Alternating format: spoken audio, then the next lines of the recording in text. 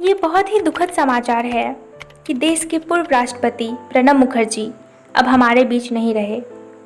Video के अंत तक जरूर बने रहिएगा क्योंकि मैं आज आपसे कुछ महत्वपूर्ण जानकारियां साझा करने वाली हूं।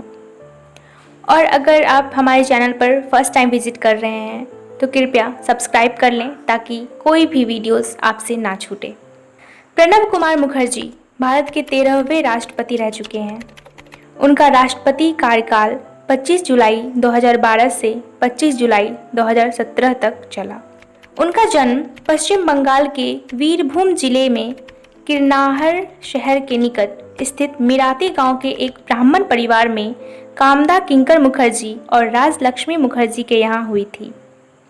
उनके पिता एक सम्मानित स्वतंत्रता सेनानी थे। अगर अंतिम जीवन की बात करूं तो 84 वर्ष की उम्र में R&R हॉस्पिटल दिल्ली में दिनांक 31 अगस्त 2020 को उनकी मृत्यु हुई। चलिए अब उनके सम्मान और विशिष्टता के संदर्भ में कुछ जानते हैं।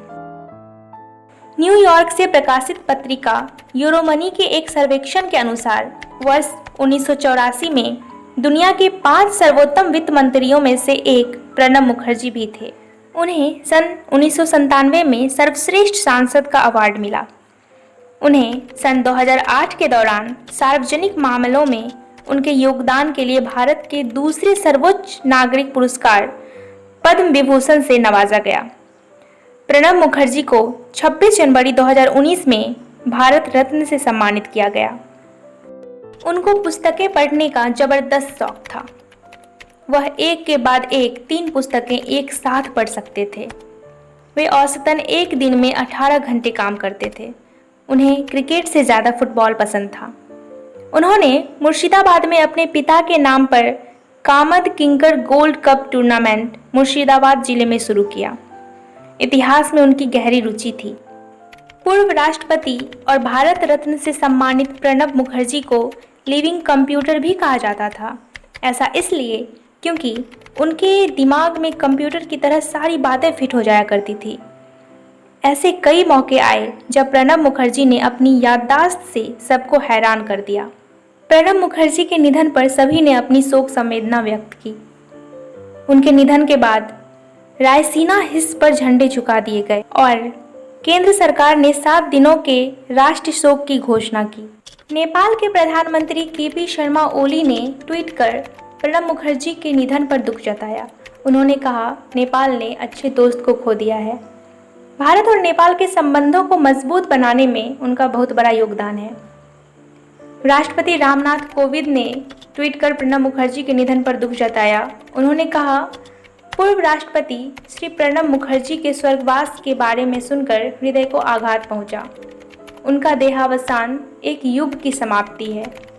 श्री प्रणब मुखर्जी के परिवार, मित्रजनों और सभी देशवासियों के प्रति मैं गहन शोक संवेदना व्यक्त करता हूँ। 5 दशक के अपने शानदार सार्वजनिक जीवन में अनेक उच्च पदों पर आसीन रहते हुए भी वे सदैव जमीन से जुड़े रहे। अपने सौम्य और मिलनसार स्वभाव के कारण राजनीतिक क्षेत्र में वे सर्वप्रिय थे। बॉलीवुड के कई सितारों ने भी ट्विटर पर अपना दुख व्यक्त किया है। पीएम मोदी ने ट्वीट कर क्या लिखा, देखिए। As India's President, Sri Pranab Mukherjee made Rashtrapati Bhavan even more accessible to common citizens. He made the President's House a center of learning, innovation, culture, science, and literature.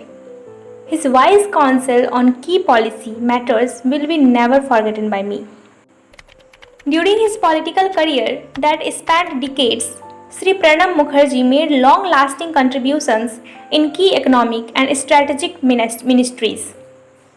He was an outstanding parliamentarian, always well-prepared, extremely articulate as well as witty. India grieves the passing away of Bharat Ratna Sri Pranab Mukherjee. He has left an indelible mark on the development trajectory of our nation. A scholar par excellence, a towering statesman, he was admired across the political spectrum and by all sections of society.